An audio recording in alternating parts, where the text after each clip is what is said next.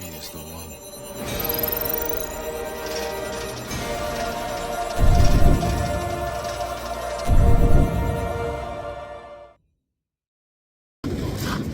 Good morning, good afternoon, good evening, wherever you are in the world. Welcome along to the wilds of Suffolk. I'm out here yet again doing what I do, walking along in beautiful locations, and today is gorgeous. Here we are in a beautiful winter sun on the beach. It's crazy. And I'm out here yet again doing what I do, walking along beautiful locations, giving you my thoughts and opinions on things that are happening in the world in the public consciousness rather. If it's your first time here, welcome. I hope you enjoy what I'm doing today. If you're a returning subscriber, 1,392 I think is there of you today, welcome back, welcome one and all. So today's video I'm entitling Global Engagement. So as most of you know, I've been out here walking and talking for years now, and the things that we've been talking about for all these years have been an opportunity for people to not only come along with me for the ride, but come along with this information and start to understand that we've been prisoners to a system that we didn't even know was there for all of our lives. But the in times gone by, in the past few years, I've been talking with people about the things that I saw and making these videos, obviously. And most people are like, oh, politics, not interested, don't want to know about it. But that was what led us to the point where we are, where we have tyranny taking over the world. But now, more and more people are engaged with the discussion or with the argument or with even just seeing the things that are happening in the world and how their personal control of their own lives has been taken away by dictators and bureaucrats who wish to control people for their own benefit. Now,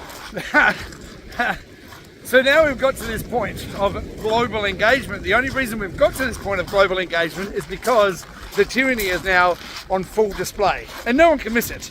You can't deny it. I don't care who you are, I don't care where you're from, I don't care what country you're in. You can see it as clear as day what I've been talking about for all these years.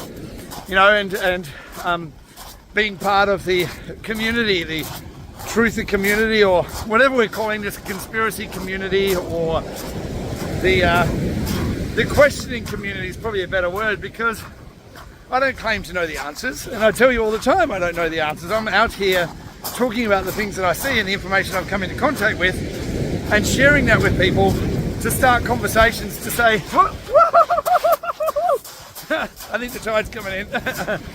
So to start conversations with people about these kind of subjects, to globally engage with people. And I have been in touch with people all around the globe because of what I've been doing with this channel, which is awesome. You know, I spoke to someone from the Netherlands a couple of weeks ago. You know who I'm talking to? Hi.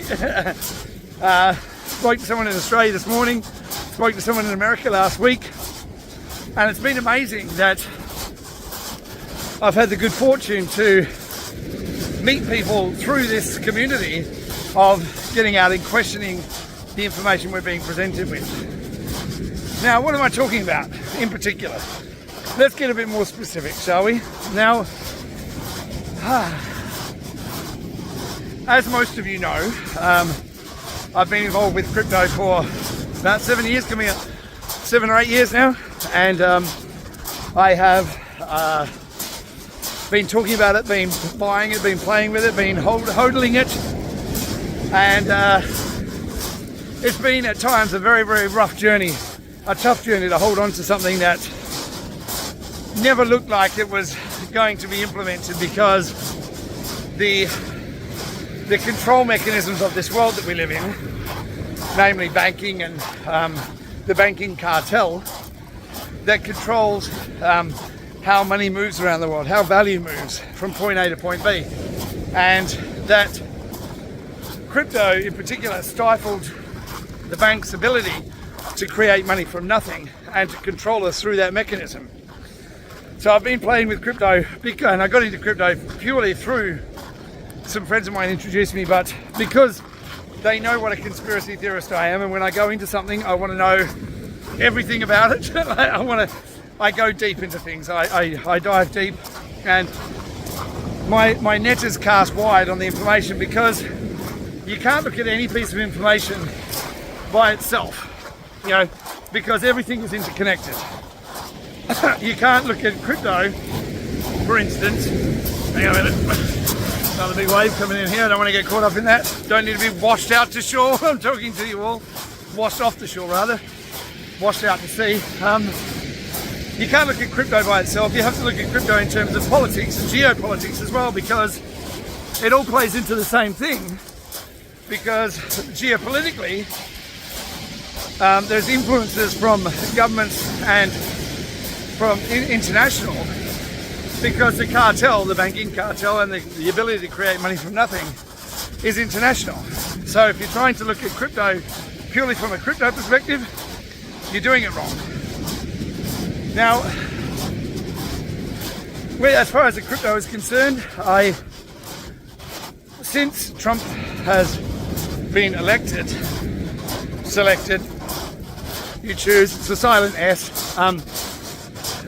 Since Trump has been elected, we've seen a surge in crypto, because he said he wants to be America to be the crypto capital of the world.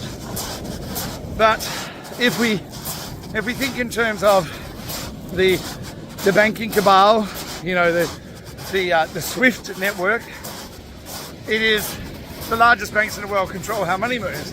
You have JP Morgan, Citibank, and the biggest banks in the world through SWIFT get to control how money moves around the world.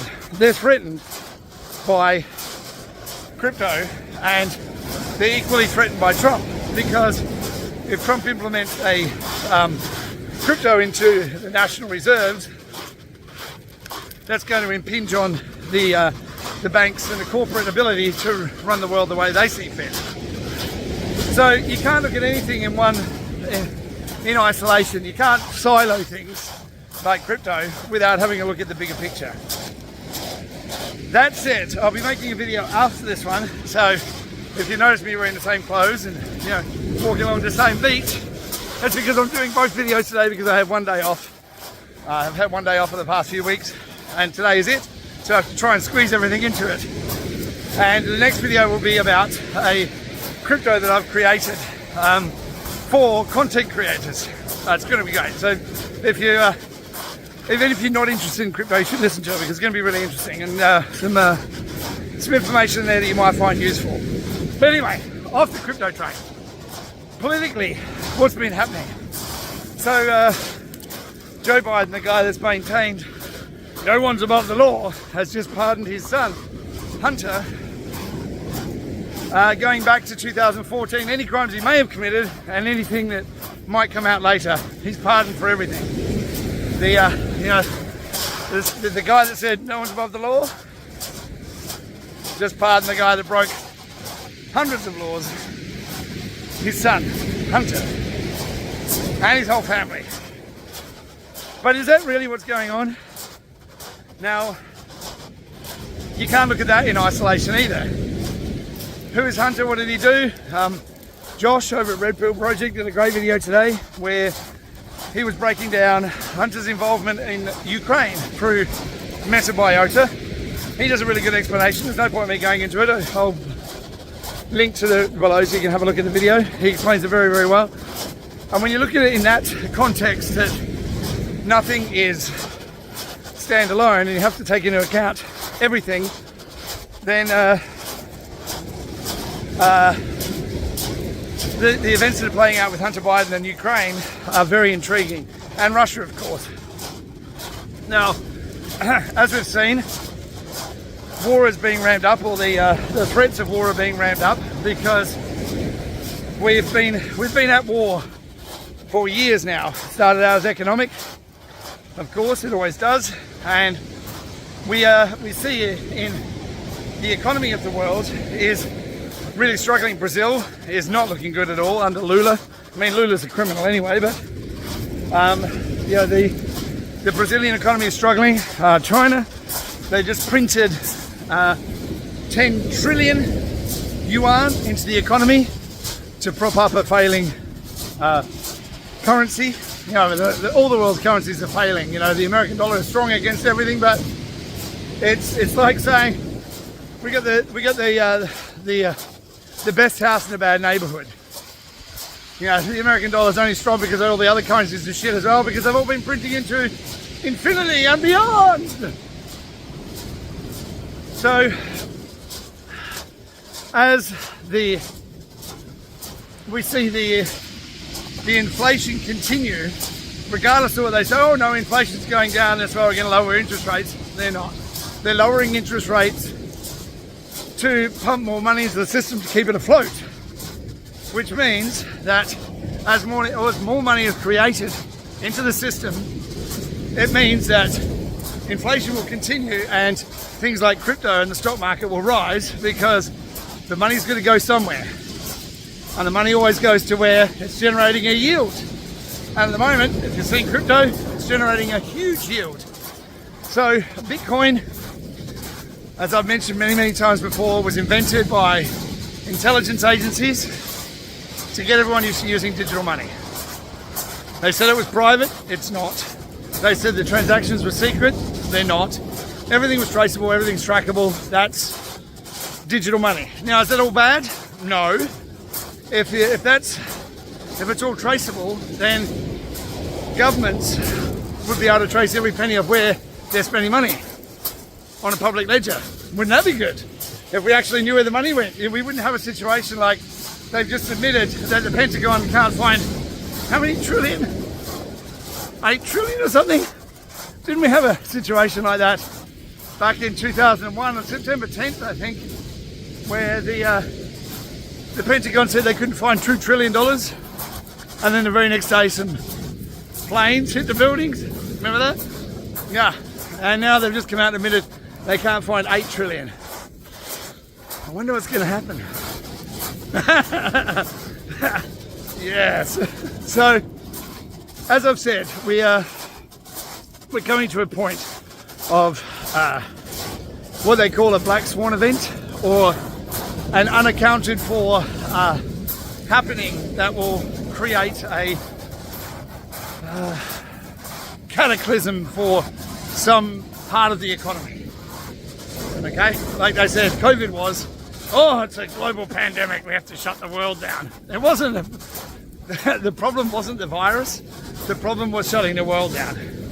When you stop an economy, that creates huge problems for the poorest in the community, because the inflation goes up, everything costs more, wages don't keep up, everyone suffers, but the poorest amongst us suffer the most. So, whilst we look at these events and we see them as terrible, you know, COVID was shocking what they did, absolutely shocking, biggest scam in history, and they're doing it over and over and over again. So the next one, whatever the next one's going to be, whatever the next false flag or the next black swan's going to be, for our growth as a people of the world, we have to have these events to trigger us to wake up, to have that global engagement, for people to stand up for themselves and say, no, it's a fucking goat. We have to have these events for people to wake up and be engaged with at least having the discussion about the things that they see, because they're not going to listen to people like me, because I'm crazy. You know, these events and whatever plays out next is also equally essential for our growth, to move beyond this paradigm we've been living in of oh no, the government will take care of it, to what do I have to do to make sure me, my family, my friends and my community around me are safe for what happens next, rather than relying on a government that's already proven to be malicious in their activities and bureaucracy that is there purely to create red tape to make your life more difficult and to make their jobs mean something. Which leads us into DOGE, the Department of Government Efficiency. Now, whilst a lot of people don't like Elon Musk or Vivek Ramaswamy, I think the idea and the concept of what they want to achieve with this is solid. And I hope that it is the triggering event for the rest of the world to start taking some fiscal responsibility for their economies, or people will just leave. You know, if our government here wants to continue bombing other countries and sending people out to die for no reason other than to cover their own malfeasance in other countries, if that's the only reason that governments want to exist and to keep the bureaucracy going, then we should be able to opt out. And I will. I'll leave this country. I've made this country my home. I'm here in the UK and I've made it my home. I've been here for 25 years. But if the government wants to play silly buggers and keep on saying, oh, we need to supply more weapons of war to Ukraine, or the money laundering capital of the world as I know it, then I'm done. I'm out. I'll sell everything I own and I'll be gone. I'll be gone. I'll be gone quicker than Liz Truss. I'll be gone quicker than the Hollywood celebrities on the Epstein and P. Diddy list, leaving America, thinking that's going to save them. Oh shit. Oh, sorry, it must be the new strain of COVID. So, I'm trying to offer up a different way of looking at events that are playing out that are there designed to wake everybody up. And as people like yourself and me and other people that run content channels where they're trying to explain the situation as best as they see it to people who haven't been engaged all these years, we are trying to bridge the gap where people who haven't been engaged can come to see another perspective on how to view the event. My perspective is, whilst I don't like what's going on, whilst the ramp up for war and the rhetoric for war continues, I don't like it. I don't like the economy failing, even though, look, as I said, I'm in crypto and I'm making a shit ton of money. So, I mean, financially, I'll be fine. But I know there's a lot of people out there who won't be. And if I'm only thinking of myself, then why would I care, right? But it's not just about me, because without community, without bringing other people along, what's the point of your life? I mean, you have to decide what your life is for. I decided what my life's for. I want to leave the world better than what I found it. You know, that's if we all aim for that, the world would be in a better place. But nope, it's all about me. I want to have a big speedboat and fly off into the sunset there. Just take my boat out there and be gone, and you'll never see me again. What's the point? You know, what's the point? So the events that are playing out, I see them not in the same light as other people do, because I think that these events are to wake us up, to make us realise, to make us question, to make us engage with each other and talk about the things that are threatening us in a way that, all right, what's the solution? How can we get around this? What can we do to mitigate it? And what do we have to do to get rid of the government that's imposing this garbage on us? Here in the UK, there's a petition. Last time I saw the petition, it was 2.6 million for the new Keir Starmer, or World Economic Forum puppet government of Keir Starmer, to call a general election and get rid of him, because he's a parasite who answers not to the British people who elected him or selected him, but to his masters at the World Economic Forum that will make that people like Klaus Schwab, who says you will eat the bugs, yeah, to lower the temperature of the planet. Thanks, Klaus, while he's eating Kobe beef flowing in from Japan for that event. Thanks, Klaus. Appreciate you, mate. Hope the rats don't eat your eyeballs out when you're rotting in the rest of your life in prison. But I don't think you have to worry about that because military tribunals end pretty quickly, I think. I hope. Now, I urge you, I don't, as I say, I don't expect people to trust a word I say or believe me, but only to question the narrative. And the narrative is always shifting. Notice how the media is having a Russian collusion. It's back again. Everyone's a Russian agent. Why is that? Why is Russia such a threat? Now we have the talk of tariffs. Tariffs! Oh, Trump's going to do this and he's going to do that.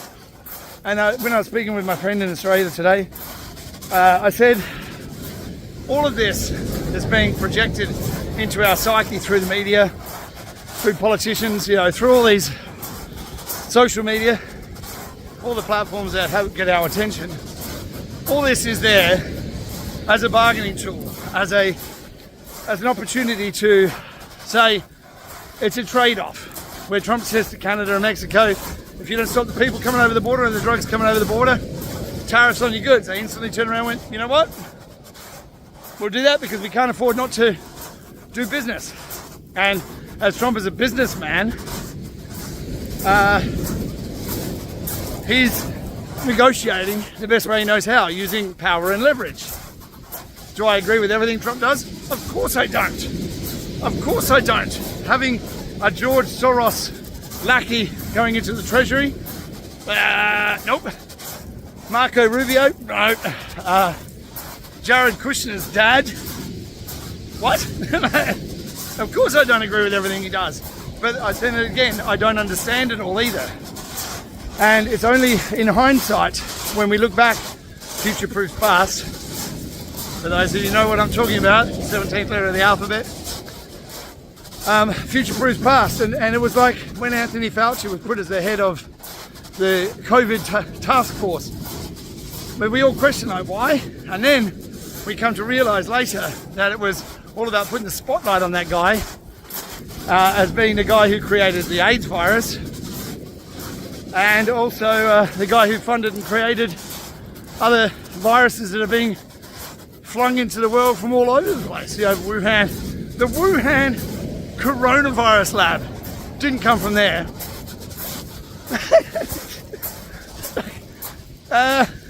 The name's in the clue's in the title, isn't it? No, it came from a bat in a wet market that had sex with a pangolin. People are still telling me that. Fuck. So, as we go through this cycle of information, disinformation, and just straight out lies, I want you to take a step back from it for just a moment and put your idea of what you think that you know on the shelf. Because like I say, I don't pretend to know. I'm talking about what I see and how I think that relates. But I don't know anything. I'm just like you, I'm stumbling or walking through the world trying to figure out how this all correlates and ties together to form a picture that makes sense, because at the moment everything is in turmoil, everything's in chaos, the world economy is in chaos, but at the same time you have record stock markets and record crypto prices. Go figure. But unless you understand economics 101, then nothing makes any sense. Now, I've come out today just to say, whatever you see, remember that it's there for a reason. And we don't know what that reason is, but the reason will become clear. That's not to say you should sit there and eat your popcorn, because whilst that's part of the enjoying the show, you also need to be engaged in the show. You're an actor on the stage, along with all these people that are thrust into the limelight in whatever role they're purporting to be playing. So, you know, I might only be a bit part in all of this main show, but that part is crucial nonetheless to the picture that's being built, the story that we're taking part in. What's your role in this story? You know, what's your part? What part do you want to play? How do you want to go down in this awakening that we're going through, how do you want to be remembered for your part in this? That's your role. So you're saying to yourself, well, who am I? I'm nobody. I don't control the country. I don't control an economy. You know, I got no money. I'm little. I'm no one. But, you know, just remember, same as me. I'm no one. I'm a guy who walks along the beach. I've been a chef for 37 years. Financially with the cryptos, I'm doing okay. But I've got a wife and kids to support. I'm going to pay my mortgage just like everybody else. I'm nothing special. I'm just a guy. But I've decided that I'm going to play a part in this awakening process by doing things the way that I see and sharing information the way I see fit, and hopefully it resonates with some people and they can have a different perspective on world events, not based on my perspective, but just to say there's other perspectives, there's other ways to look at things, and the way that the media portrays things, or in social media, or the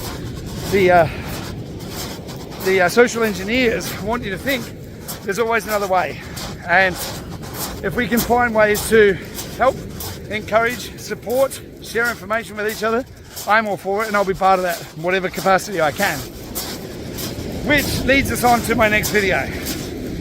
So even if you're not involved in crypto, or if you are, it doesn't really matter. Have a look at it, see what you think, because this is with the way that platforms like YouTube are running, where, if you donate to people, they instantly have to pay YouTube for that privilege. I think there's a better way, and I'm trying to create it.